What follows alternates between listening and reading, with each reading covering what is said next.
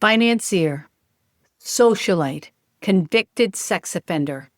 Jeffrey Epstein wasn't a shadowy figure hiding in the dark. He operated in plain sight, hosting the world's elite in Palm Beach mansions, Manhattan penthouses, and on a private island locals grimly nicknamed Pedo Island.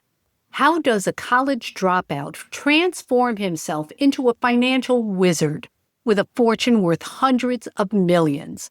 How does someone facing federal sex trafficking charges suddenly die in one of America's most secure facilities?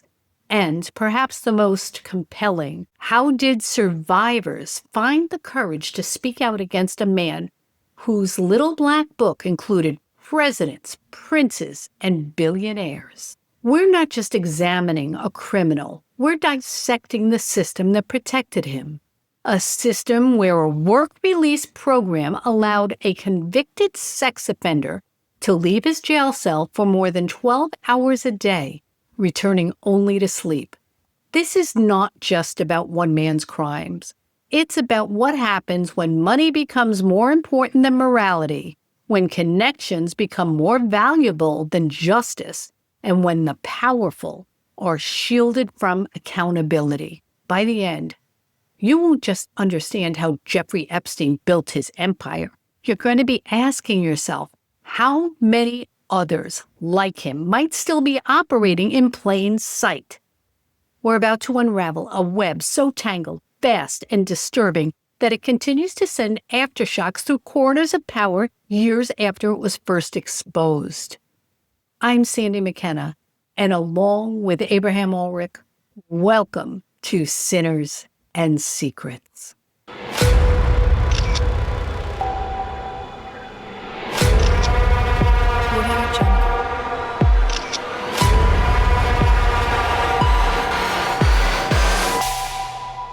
Audio Jungle.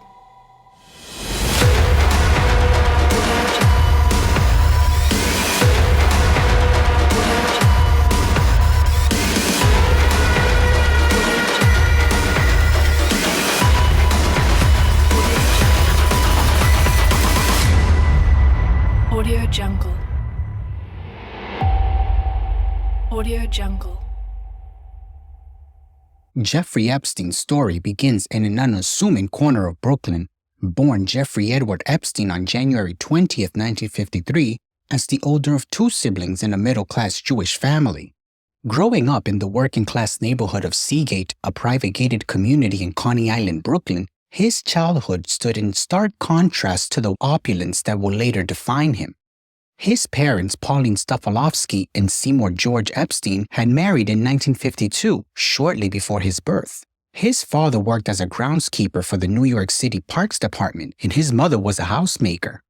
Growing up in the 1960s, Epstein attended local public schools, first attending Public School 188 and then Mark Twain Junior High. He graduated in 1969 from Lafayette High School at the age of 16, having skipped 2 grades. Early on, he demonstrated an aptitude for mathematics, something that would set him apart among his peers. Unlike many notorious criminals who show early signs of deviance, Epstein's youth showed little indication of the predator he would later become.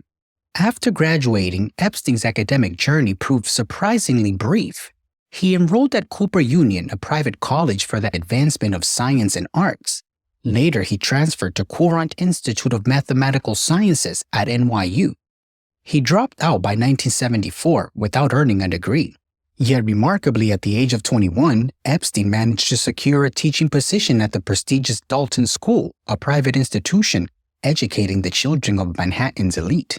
The headmaster who allegedly hired him was Donald Barr, father of William Barr, who would later serve as a United States Attorney General during the first Trump administration. Barr left Dalton in June 1974, and Epstein began teaching in September of that year, despite not having the appropriate credentials. According to former students, Epstein allegedly showed inappropriate behavior towards underage female students at the time, paying them constant attention and even flirting. During his time at Dalton, Jeffrey became acquainted with Alan Greenberg, the chief executive officer of Bear Stearns, whose son and daughter attended the school. In June 1976, after Epstein was dismissed from Dalton for poor performance, Greenberg offered him a job at Bear Stearns. Epstein had leveraged his position at Dalton to make connections that would catapult him into an entirely different world. His time at Dalton had provided something far more valuable than a teaching career. It had given him access to Manhattan's wealthy and influential families, relationships that he would later expertly exploit to advance his own ambitions. It still amazes me how someone like Jeffrey Epstein, born into a working-class family in Brooklyn, could go from teaching math at a high school to walking among billionaires in just a few years. No degree, no pedigree, just access, and the instinct to exploit. His early days at Dalton gave him a foothold into Manhattan's elite, and from there, he never looked back. It's the first glimpse of the pattern we'll see again and again: reinvention, manipulation, and power cloaked in charm. And this is where things start to shift, from the boy from Seagate to the man who built an empire of secrets. Jeffrey Epstein's leap from high school math teacher to Wall Street player between 1976 and 1980 remains one of the most puzzling chapters of his history. After leaving the Dalton School, he landed at Bear Stearns, one of Wall Street's most aggressive investment banks, reportedly through connections made while teaching the children of the firm's senior executive, Alan Greenberg. Epstein joined Bear Stearns in 1976 as a low-level junior assistant to a floor trader. He swiftly moved up and became an options trader, working in the special products division, and then advised the bank's wealthiest clients, such as Seagram president Edgar Bronfman, on tax mitigation strategies. Despite lacking financial credentials, by 1980, Epstein had risen to limited partner at Bear Stearns, a meteoric rise that raised eyebrows, even in the ambitious world of 1980s Wall Street. Former colleagues described his methods as unusual, with Epstein operating through personal connections rather than established channels. In 1981, Epstein abruptly left Bear Stearns. The official explanation involved violations of firm policies, though specifics remain disputed. What's undeniable is that by 1982, Epstein had established J. Epstein & Company, boldly announcing he would exclusively manage wealth for billionaires, a claim that financial experts found extraordinary for someone with his limited credentials.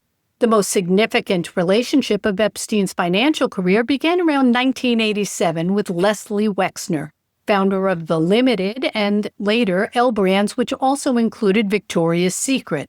By 1991, Wexner had granted Epstein unprecedented control over his finances, properties, and even charitable foundations. The exact nature of this unusual arrangement has never fully been explained, and Wexner later claimed Epstein had misappropriated vast sums from him. Throughout the 1990s, Epstein's wealth exploded, acquiring mansions, private jets, and a Caribbean island, while the source of this fortune remains strangely opaque. Financial journalists noted the oddity of someone managing billions while maintaining almost no public footprint in actual financial transactions. By the mid-1990s, Epstein had transformed completely from the Brooklyn math teacher of the 1970s. He moved among billionaires, politicians, and academics, yet few could explain exactly what he did or how he made his money. This financial enigma created an aura of mystery that seemed to make him even more intriguing to the wealthy and powerful, and would later make investigators question whether his financial activities served purposes beyond simple wealth management. It's chilling, honestly, how fast it all escalated. One minute he's a 21-year-old math teacher, the next he's working on Wall Street. No credentials, just connections. Epstein joined Bear Stearns in 1976 and somehow convinced everyone he was a financial wizard. I keep wondering, how did no one see through this? He had no formal training, but he wielded confidence like a weapon, and that seemed to be enough. That confidence, the ability to talk his way into rooms he had no business being in, wasn't just boldness. It was calculated. It was deliberate. The first step in a pattern of manipulation that would span decades. This is where the grift really takes shape, the blueprint for something much more sinister than financial fraud. And from here, it only gets darker. Jeffrey Epstein wasn't just wealthy, he was a master of infiltrating elite circles through calculated manipulation. While many wealthy individuals flaunt their riches, Epstein presented himself differently, as an intellectual, a patron of science, a sophisticated thinker who just happened to have extraordinary wealth. This approach proved remarkably effective with academic and social elites who may have dismissed more ostentatious displays of wealth. Epstein positioned himself as something rare, a billionaire with a genuine interest in theoretical physics, evolutionary biology, and cutting-edge research. He donated to Harvard University, sponsored scientific conferences, and cultivated relationships with Nobel Prize winners. Journalist Vicky Ward, who profiled Epstein for Vanity Fair in 2003, noted his particular talent for making powerful people feel special. She said, "He listened intensely, asked flattering questions, and created an aura of exclusivity around his gatherings." Epstein's homes became salons where politicians might meet scientists, where artists could mingle with tech entrepreneurs, with Epstein at the center controlling these valuable social connections. Critical to Epstein's method was Ghislaine Maxwell, whose background as the daughter of the British media mogul Robert Maxwell gave her entree to European aristocracy and connections Epstein couldn't access independently. Former associates have described her as Epstein's social conductor, orchestrating his infiltration into circles that might otherwise have remained close to him. The exclusivity of Epstein's world became part of its appeal. His private island, his aircraft, his Manhattan mansion, these weren't just luxuries, but strategic assets in creating an impression of someone so exceptional that normal rules didn't apply. He transformed ordinary encounters into coveted invitations, making people feel they'd been specially selected for admission to an extraordinary world. This calculated charm offense served multiple purposes. Court records from survivors' testimony suggest that legitimate social gatherings described by famous attendees often occurred alongside or as cover to darker operations involving the exploitation of young women and girls. The same charm Epstein used to charm billionaires and academics were deployed, according to survivor accounts, to manipulate vulnerable young people and normalize troubling behavior. What makes Epstein's case so disturbing is how effective he used wealth and connection, not just as ends in themselves, but as tools to create a protective shield around predatory behavior, a phenomenon we've seen repeated in cases from Hollywood to corporate boardrooms, where power becomes both the means and the ends of exploitation. What really gets under my skin is how Epstein just didn't buy his way in. He charmed his way in. He played the long game, presenting himself as an intellectual, this cultured billionaire who wasn't like the rest. And people bought it. Harvard, Nobel Prize winners, even royalty. But that charm wasn't harmless. It was a smokescreen. With Ghislaine Maxwell orchestrating the social introductions, he turned his life into a stage where everyone was cast for a reason. And behind the scenes, that's where the real story played out, hidden in plain sight, protected by the illusion of brilliance and power. The alliance between Jeffrey Epstein and Ghislaine Maxwell merged two individuals uniquely positioned to exploit power, wealth, and vulnerability. Their paths crossed in the early 1990s in New York following the December 1991 death of Maxwell's father, Robert Maxwell, whose body was found floating in the Atlantic Ocean near his yacht, the Lady Ghislaine. Robert Maxwell's death triggered a cascade of revelations about his business practices, including the discovery that he had misappropriated hundreds of millions from his company's pension funds. Overnight, the Maxwell family's reputation and financial security collapsed. Ghislaine, then 30 years old and her father's favorite child, fled to New York to escape the scandal. Despite her family's disgrace, Maxwell's Oxford education and lifelong social connections enabled her to quickly establish herself in Manhattan society. According to former friends interviewed by Vanity Fair, she maintained an apartment on the Upper East Side and immersed herself in the city's social scene, which is where she reportedly met Epstein around 1992. The exact circumstances of their meeting remain unclear, but by 1993 they were romantically involved. Their relationship eventually evolved from romantic to professional, with Maxwell becoming what court documents would later describe as the lieutenant in Epstein's operation. What made Maxwell valuable to Epstein went beyond romance. Born into British society, educated at Oxford and connected to European aristocracy, she provided Epstein with social credibility he couldn't achieve on his own. She knew how to navigate elite circles, spoke multiple languages, and understood the unwritten rules of upper-class society. For Maxwell, Epstein offered financial security after her family's downfall and a return to the luxurious lifestyle to which she had been accustomed. Former associates have suggested that the trauma of her father's disgrace and death may have made her particularly vulnerable to Epstein's influence at a critical moment in her life. Together, they created what prosecutors would eventually call a pyramid scheme of abuse, with Maxwell allegedly serving as both recruiter and facilitator.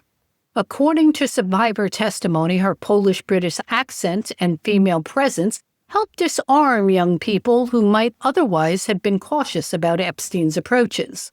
The partnership proved devastatingly effective, combining his financial resources with her social access to create an operation that remained hidden in plain sight for decades, protected by wealth, connections, and the calculated cultivation of respectability.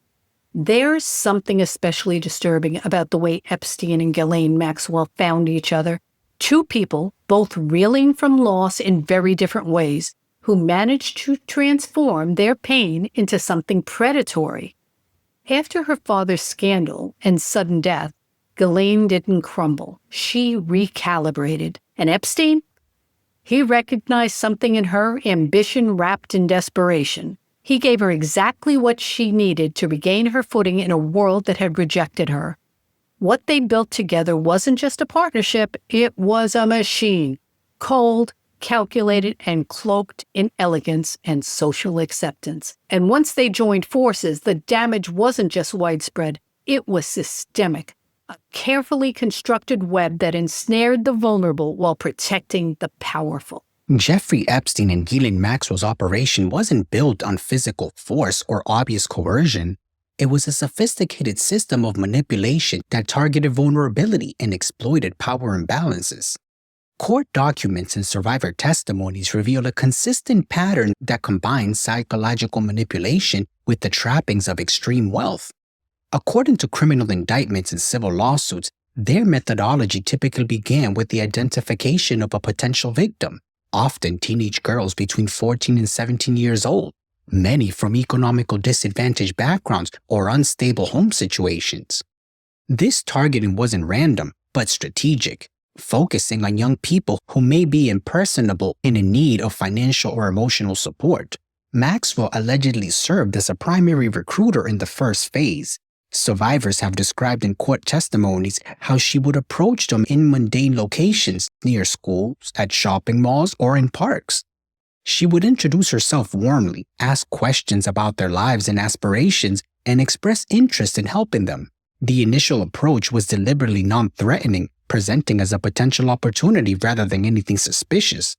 For example, in Virginia Giuffre's widely publicized account, Maxwell approached her while she was working as a spa attendant at Donald Trump's Mar-a-Lago club in Palm Beach, Florida. Maxwell allegedly offered her the chance to interview for a job with wealthy financiers who could further her career. Once a young person was brought into Epstein's orbit, court records described a calculated grooming process. First visits to Epstein's properties were often overwhelmingly impressive. Mansions with museum-quality art, staff catering to every need, and an atmosphere of exclusivity and luxury that can be disorienting, especially to someone from modest circumstances. The initial interaction were usually kept professional. A young woman might be asked to perform a legitimate massage and would be paid generously, typically $200 to $300, a substantial sum for a teenager with limited income opportunities. This established both financial incentives and a sense of obligation. Gradually, according to prosecutors, the boundaries would shift. Future massages would involve increasing pressure to perform sexual acts, with Epstein and Maxwell allegedly normalizing the behavior through their manner and through the involvement of other young women. This created what psychologists called peer pressure. If others were participating, it became harder to object. What made their system particularly insidious was the creating of what prosecutors called a victim recruitment network. Young women were allegedly offered additional monies to bring friends into the operation, creating a pyramid-like structure that expanded Epstein's access to potential victims while entangling the recruiter in complicity. There is absolutely no way in my mind that he could have thought that I was 18. I was really little and short and tiny. I had braces. I'd look like an innocent 14-year-old. With respect to each of these minor girls, isn't it true that you ordered each of them to get naked to give you a massage? When he came in, I had to take my bra off and my pants off. I was allowed to stand there in my underwear. That's what I was told to me. He told me to do a spin around, so he was just kind of like staring at me like a weird old guy would.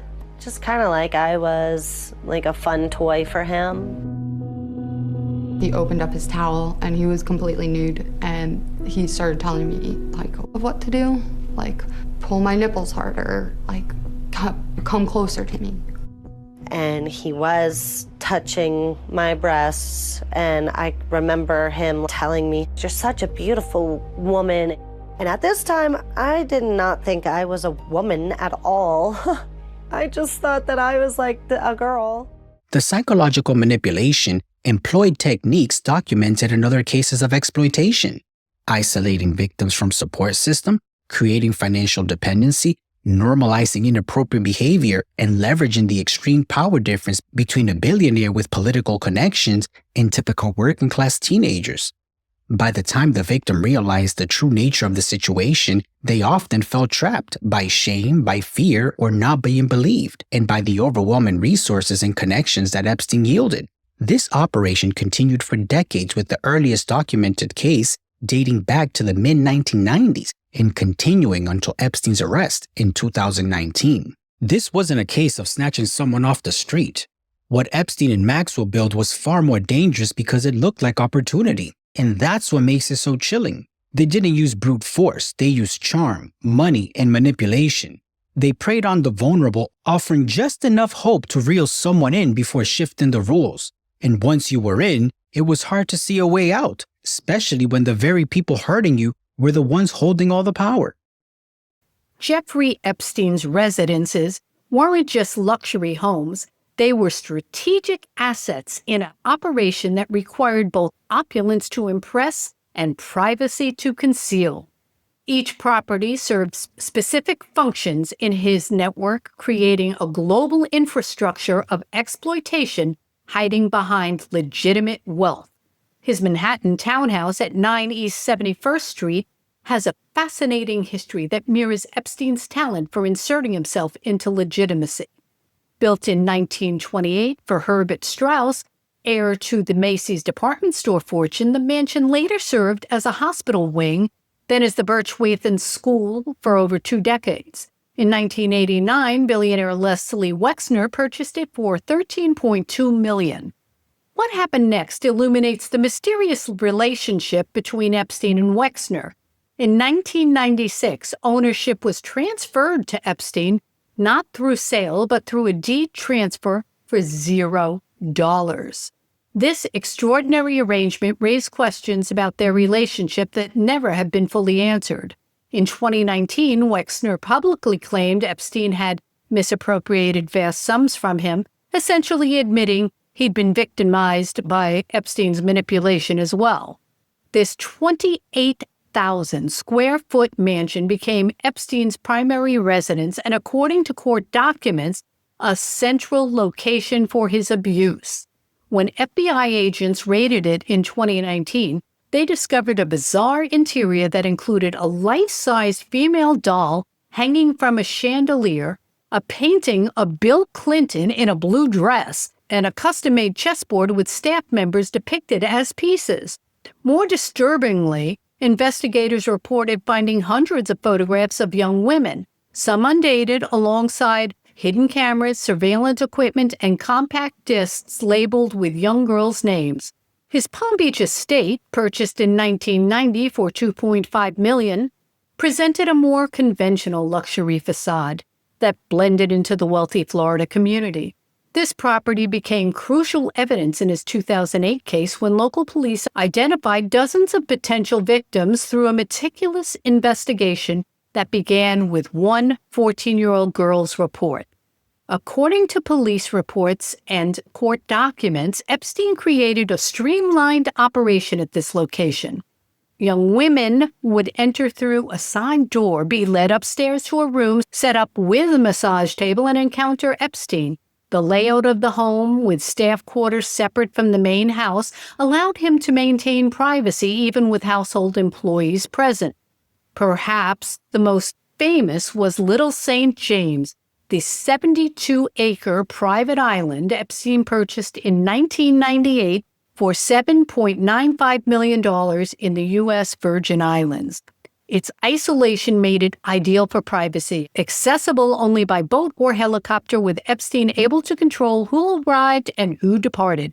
Former employees and visitors have described seeing young women and notable public figures on the island, though many of those public figures have denied witnessing any inappropriate behavior. The island featured curious architectural elements, most notably a blue and white striped structure resembling a temple, complete with gold dome and statues. While some reports suggested sinister purposes, former employees indicated it may have served as a music room or gym.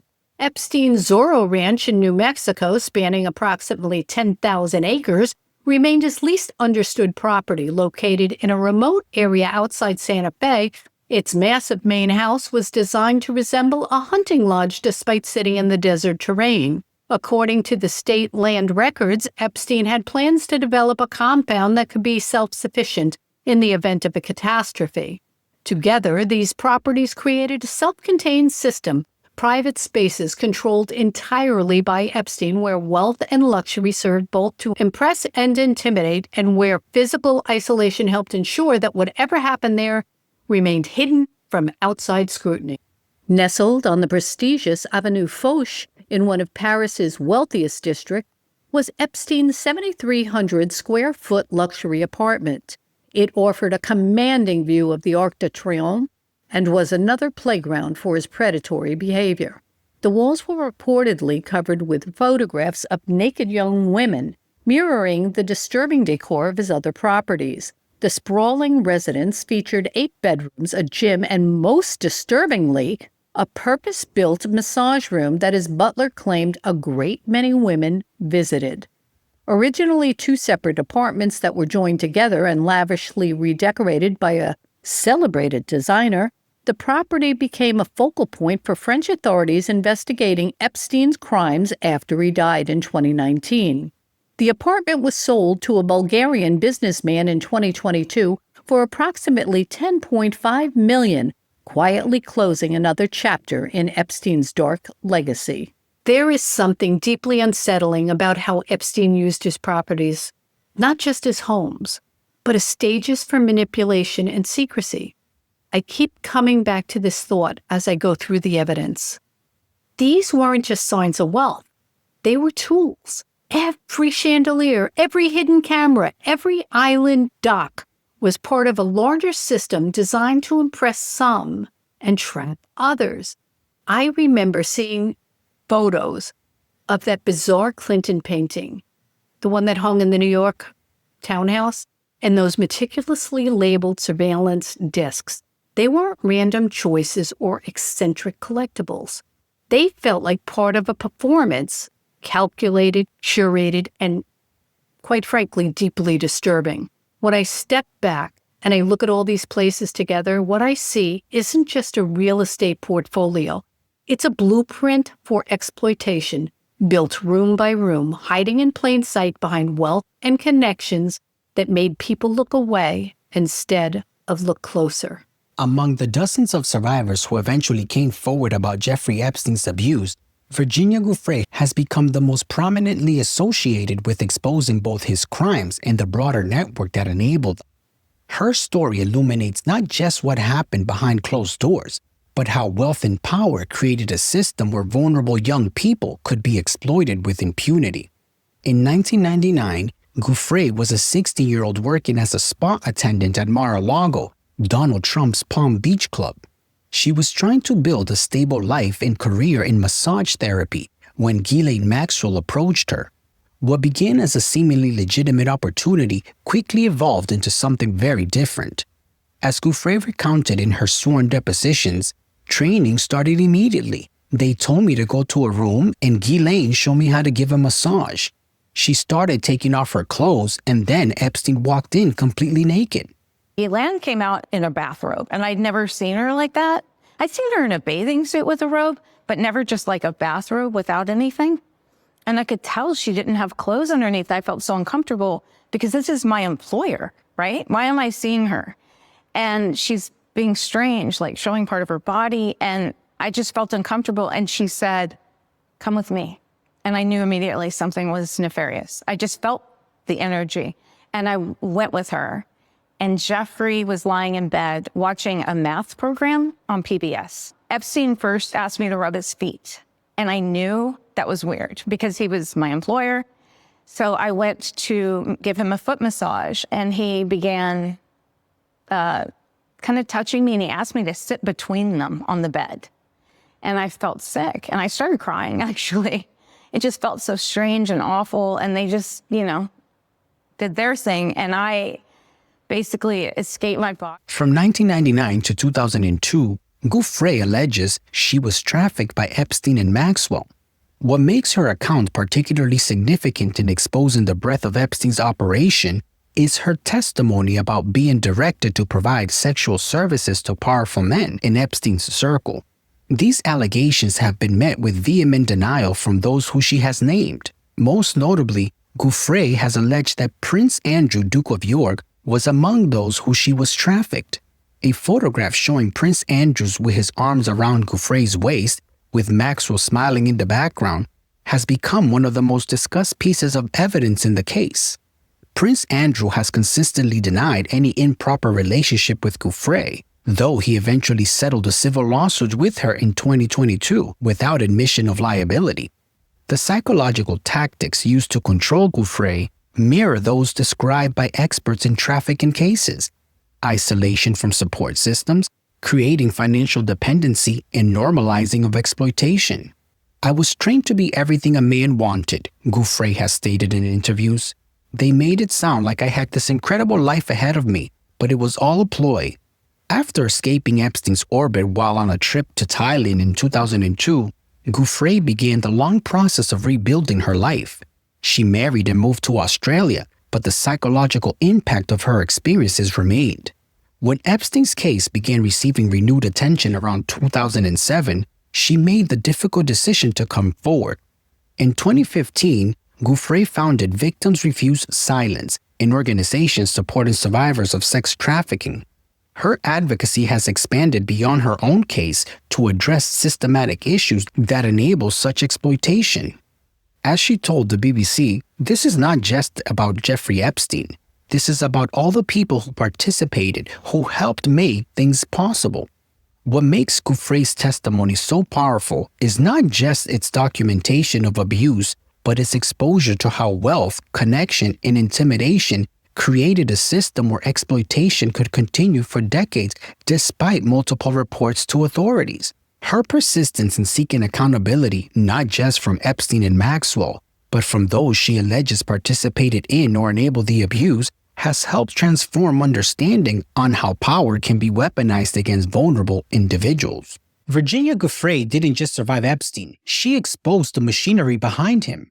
Her story shows how power protects itself, how money can muffle screams, and how young people like her, already vulnerable, were groomed not just from one man, but from an entire network. She was promised opportunity and handed trauma, and yet she didn't stay silent. Virginia's voice didn't just challenge Epstein and Maxwell, it cracked open a world that was never meant to be seen.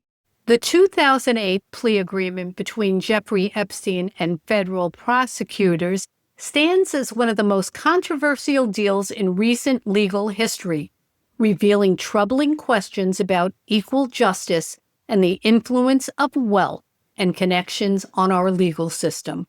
The case began innocuously enough in March 2005 when a concerned mother contacted Palm Beach police after her 14-year-old daughter returned home with $300 she couldn't explain. What happened was a meticulous investigation led by Detective Giuffre, who built a case that eventually identified dozens of potential victims, all describing similar patterns of recruitment, payment, and escalating sexual demands. By 2006, local police had compiled enough evidence that Palm Beach Police Chief Michael Ryder took the unusual step of requesting the FBI's involvement after becoming concerned about the state prosecutor's handling of the case. The FBI investigation expanded the scope, identifying approximately 36 girls who described being victimized by Epstein. Despite this substantial evidence in 2007, Epstein's high-powered legal team, which included Alan Dershowitz, Kenneth Starr, and Jay Lepkowitz, negotiated a non-prosecution agreement with the U.S. Attorney's Office for the Southern District of Florida, headed by Alexander Acosta. The deal's terms were extraordinarily favorable to Epstein. He would plead guilty to just 2 state prostitution charges. He would serve 18 months in county jail rather than face federal sex trafficking charges. The agreement included immunity for any potential co-conspirators. Most controversially, the deal would remain sealed and victims would not be notified before it was approved. Epstein began serving his sentence in June 2008, but even this minimal punishment came with special treatment. He was housed in a private wing of the Palm Beach County Jail and granted work release privileges that allowed him to leave the facility for up to 12 hours a day, 6 days a week, allegedly to work at his charitable foundation. According to jail records, Epstein was permitted to travel to his office where he continued to conduct business and allegedly received visitors. After serving just 13 months of his 18-month sentence, Epstein was released in July 2009 and placed on 1 year of house arrest, which still allowed him to travel regularly to his various properties and continue his lavish lifestyle. The fallout from this deal was extensive but delayed. In February 2019, U.S. District Judge Kenneth Mara ruled that federal prosecutors had violated the Crime Victims' Rights Act by concealing the agreement for Epstein's victims. By then, Acosta had become U.S. Secretary of Labor in the Trump administration, a position he would resign from in July of 2019 amid renewed scrutiny of his handling of the Epstein case. The 2008 plea deal effectively shut down the FBI investigation that might have identified additional victims and co-conspirators. It granted immunity to unnamed individuals who might have facilitated Epstein's crimes, and perhaps most damagingly, it allowed Epstein to return to his previous lifestyle virtually unimpeded, potentially enabling continued predatory behavior. For survivors, the message was devastating. Their trauma was less important than Epstein's convenience. The justice system designed to protect the vulnerable had instead protected the powerful.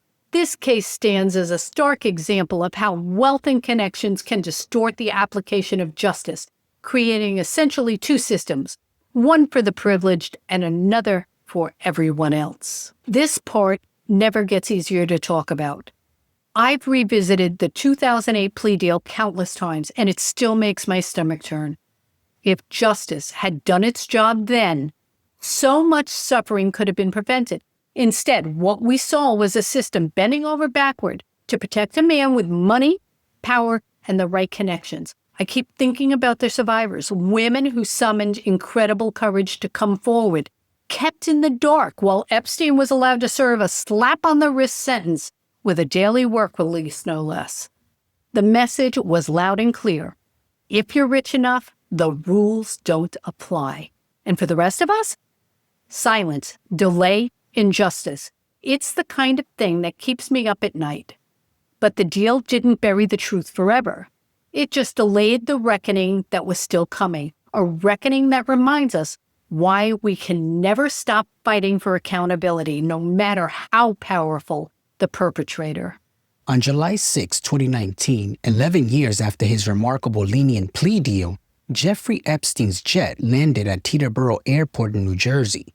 He likely expected to be driven to his Manhattan mansion as usual, but instead, he was met by FBI agents and NYPD officers who took him into custody on new federal charges of sex trafficking minors. The arrest followed months of renewed scrutiny prompted by Miami Herald's investigative reporter Julie K. Brown's 2018 series, Perversion or Justice, which identified approximately 80 women who alleged abuse by Epstein and exposed the extraordinary leniency of his 2008 plea deal. This reporting sparked public outrage and renewed pressure of federal prosecutors to revisit the case. The new indictment filed by the Southern District of New York charged Epstein with sex trafficking and conspiracy to commit sex trafficking. Unlike the 2008 case, these federal charges carried potential sentences of up to 45 years in prison.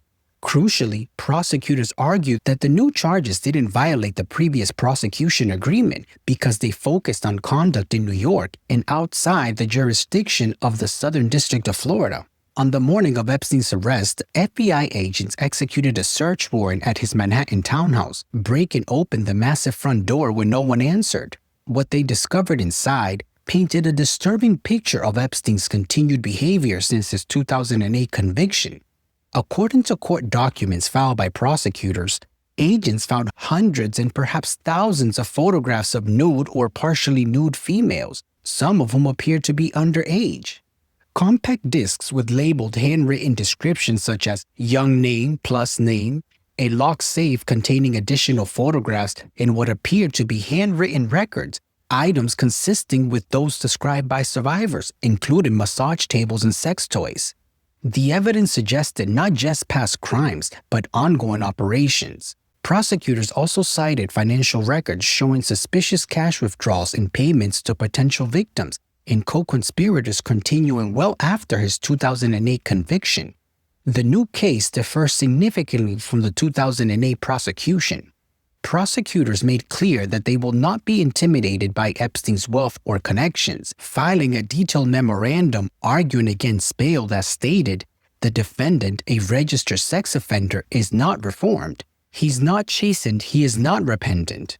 U.S. District Judge Richard Bernard denied Epstein's request for bail despite his offer to pay his own private security and electronic monitoring. The judge cited both flight risk, noting Epstein's resources and international connections and dangers to the community, concluding, "I doubt that any bail package can overcome the danger of the community." He says, for survivors who had been denied justice in 2008, the new prosecution represented a potential turning point. This time, it appeared Epstein would face consequences proportionate to his alleged crimes. The evidence suggested that investigators might finally uncover the whole scope of his operation, potentially identifying co-conspirators and bringing the entire network to justice. But just 1 month after his arrest on August 10, 2019, Epstein was found dead in his cell at the Metropolitan Correctional Center. His death ruled a suicide by hanging cut short what may have been a case that exposed not just one man's crime, but an entire system of exploitation protected by wealth and power. For a brief moment, it felt like justice had finally caught up to Jeffrey Epstein. After years of evading real consequences, he was arrested on a tarmac, surprised, concerned, and finally facing federal charges that carried real weight. The evidence found in his townhouse was damning, not just for what it showed about his past, but what it revealed about his present. And yet, just weeks later, he was gone. 1 month. That's all the system gave before it shifted again, from accountability to unanswered questions. Jeffrey Epstein's social orbit included some of the most powerful people in the world, creating a web of connections that has fueled intense speculation about who knew what and when. It's critical to distinguish between those who had documented social or professional relationships with Epstein and those who have been accused of participating in illegal activity. Most of Epstein's famous associates have never been accused of any crimes related to him. Epstein's relationship with Prince Andrew, Duke of York, has received particular scrutiny. Their friendship appears to have begun in the 1990s through Ghislaine Maxwell, who had long-standing connections to British high society. According to royal court circulars and flight logs, Prince Andrew visited Epstein's homes and traveled on his private jet several times between 1999 and 2010.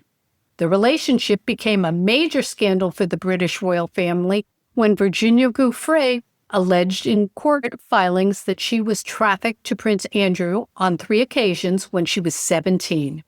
Prince Andrew has consistently denied any improper relationships with Giuffre or knowledge of Epstein's illegal activities.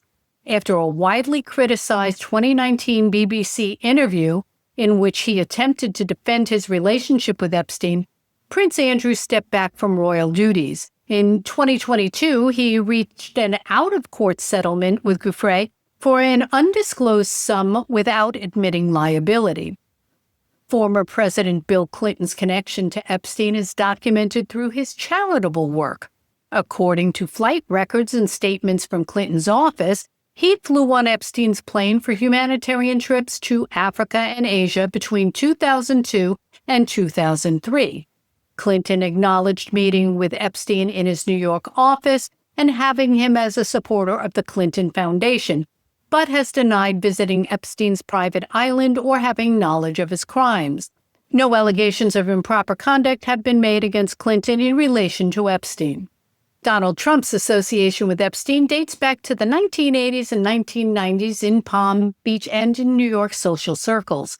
In a 2002 New York Magazine profile, Trump called Epstein a terrific guy who likes beautiful women as much as I do, and many of them are on the younger side. However, according to court documents, Trump later banned Epstein from Mar-a-Lago after an incident involving a member's daughter. No court filings or witness testimonies have accused Trump of involvement in Epstein's criminal activities. Billionaire Leslie Wexner's relationship with Epstein remains one of the most mysterious. As founder of L Brands, parent company of Victoria's Secret, Wexner gave Epstein extraordinary financial control and power of attorney and even transferred his Manhattan mansion to Epstein for no money. This unusual relationship has prompted questions about how Epstein gained such influence over the experienced businessman. Attorney Alan Dershowitz had multiple connections to Epstein as his lawyer in the 2008 case and as a social acquaintance who visited his homes. Virginia Giuffre has alleged in court filings that she was directed to have sex with Dershowitz, claims he has vehemently denied. Their dispute has resulted in mutual defamation lawsuits. Here are some other notable figures with documented connections to Epstein. Bill Gates met Epstein several times between 2011 and 2014 after Epstein's conviction. Gates has called these meetings a mistaken judgment and denied any business relationship. Scientists and academics, including Stephen Hawking and numerous Harvard professors who attended academic events funded by Epstein or received research grants from him. Wall Street figures and business leaders who attended social events at his homes. What makes these connections significant isn't just who knew Epstein, but how his relationships with prominent individuals contributed to his image of legitimacy and power. According to law enforcement officials who worked on the case, this carefully cultivated network created an aura of untouchability that deterred victims from coming forward and influenced how authorities approached the case. The question that continues to haunt this case is not just who knew Epstein socially, but who knew or should have known about his crimes and whether any used their influence to protect him from consequences.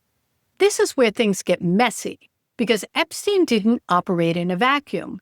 He moved through rooms filled with presidents, princes, billionaires, and academics. I've spent hours poring over the photographs, guest lists, flight logs, connecting these dots. And while not all of them are accused of wrongdoing, their presence helps shield him.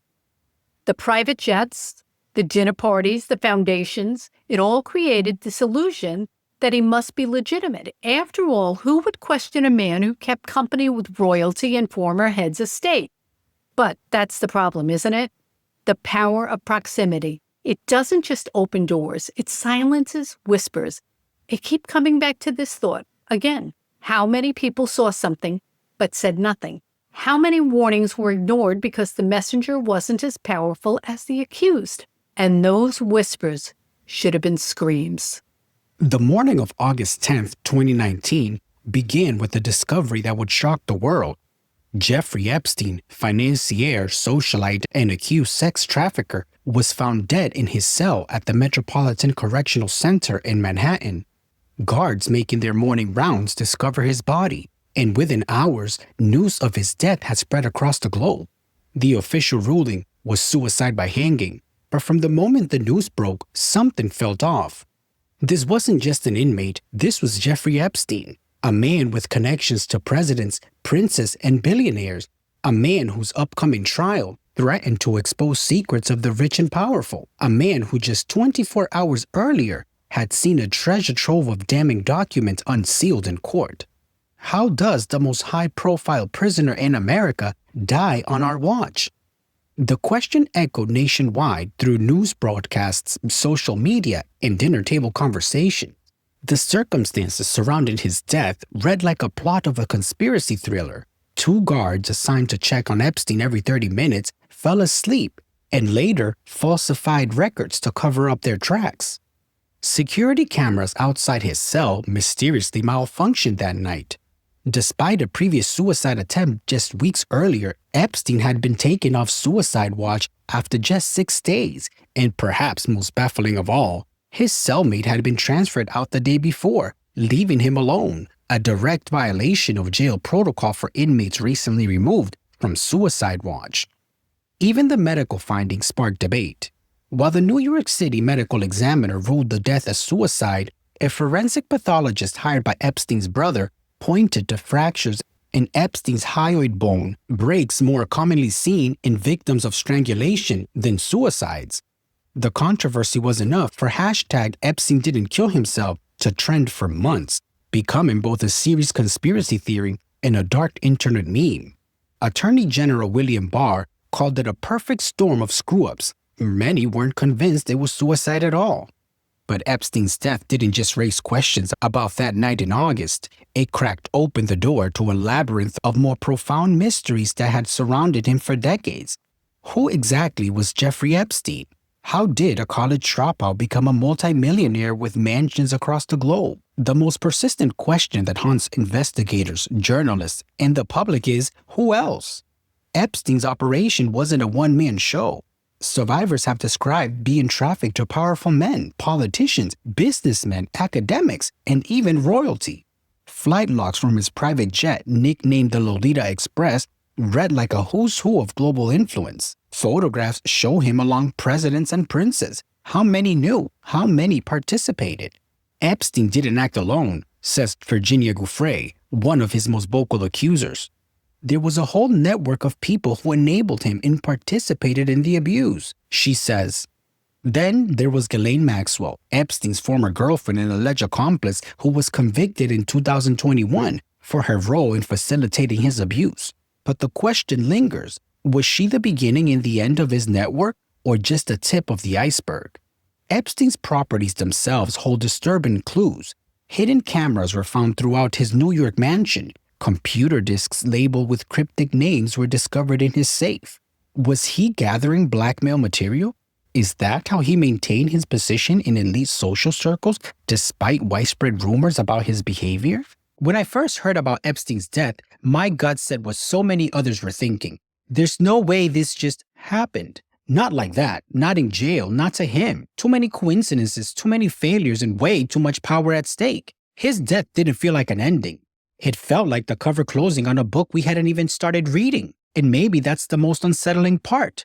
Because if someone like Epstein, surrounded by money, secrets, and dirt on the elite, can vanish from the justice system just like that, what else and who else is still hidden in the shadows?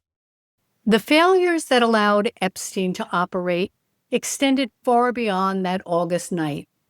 They reach back decades. When he received his infamous sweetheart deal in 2008, that plea agreement that allowed him to serve just 13 months in county jail, mostly on work release despite evidence of abuse involving dozens of minors. The deal was negotiated in secret by then-prosecutor Alexander Acosta, and shielded not just Epstein, but any potential co-conspirators from federal prosecution.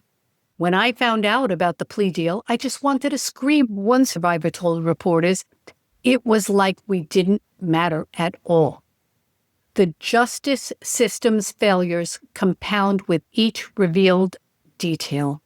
How did someone with Epstein's record get classified as a low-risk offender in New York? Why were the victims not notified of his plea deal as required by law? And how, in one of the most secure facilities in the country, was he left unmonitored on the night of his death? For the survivors, Epstein's death was a mixed blow. It meant he would never face them in court, never have to answer for his crimes, never have to reveal the names of others involved. Giuffre's message following his death remains powerful and prophetic. He took the easy way out, but that doesn't mean it's over. Behind all these unanswered questions lies perhaps the most disturbing one of all. What does it say about our society that a man like Epstein could operate in plain sight for so long? The girls he targeted were often vulnerable, economically disadvantaged, struggling with unstable home lives, or simply young and impressionable. Meanwhile, Epstein easily moved through elite circles, his reputation as a quirky billionaire, providing cover for behavior that would have immediately raised red flags had he not been wealthy and connected.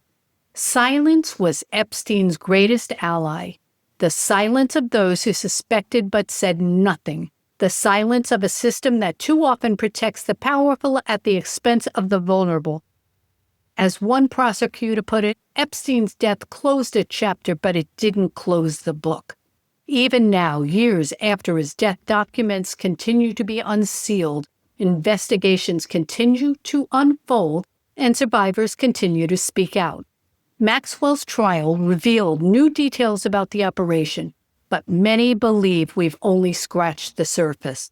For survivors who waited years for justice, the questions that remain are not academic, they're deeply personal. Each unanswered question represents another barrier to closure, another reminder that the whole truth of what happened may never come to light. I don't think we'll ever know everything, one survivor told reporters after Epstein's death, but that doesn't mean we should stop trying to find out. In the end, perhaps the most crucial question isn't about what happened in that jail cell on August 10th in 2019. It's about what we, as a society, do with the painful lessons that Epstein's case has taught us about power, privilege, and the steep price of silence. Because while Jeffrey Epstein may be gone, the systems that protected him for decades remain, and the shadows he left behind continue to haunt us all. There's a heaviness to this story that lingers long after the headlines fade. I feel it every time I revisit this case. This weight, it just settles in on my chest because Epstein's death didn't mark justice. It marked an escape from accountability, from truth, from facing the people he hurt. I remember where I was when I heard the news, how the air just seemed to go out of the room. And yet, even in death, he left behind something more disturbing than any tabloid twist, proof that wealth and power can silence almost anything. But silence isn't the same as peace. Not for the survivors, not for the truth, and certainly not for those of us still asking the hard questions. After going through the documents and connecting the dots and listening to survivors who still carry these wounds, the shadows Epstein left behind, they're not just haunting. They're calling us to finally step into the light, and I, for one, refuse to look away. As we bring this episode to a close, it's impossible to not feel the weight of the unanswered questions and unsettling truths we've uncovered. Jeffrey Epstein's story isn't just about one man. It's about systems that failed, silence that enabled, and countless lives shattered by his actions between the 1990s and 2019. The names, connections, wealth, and power he yielded paint a picture of a predator who thrived in the shadows. But in the end, it was the bravery of survivors who stepped forward, the tireless work of investigative journalists, and the collective outrage of the public that began to unravel his carefully constructed facade. Still, so much remains in the dark. Who else was involved? How far did the network reach? And will the whole truth ever come to light? We'll keep asking these questions, not just about Epstein, but about the larger world of unchecked power and privilege that allowed him to operate for so long. Here at Sinners and Secrets, we're committed on shining a light on the hidden corners of these stories, uncovering uncomfortable truth, and giving a voice to those who have been silenced.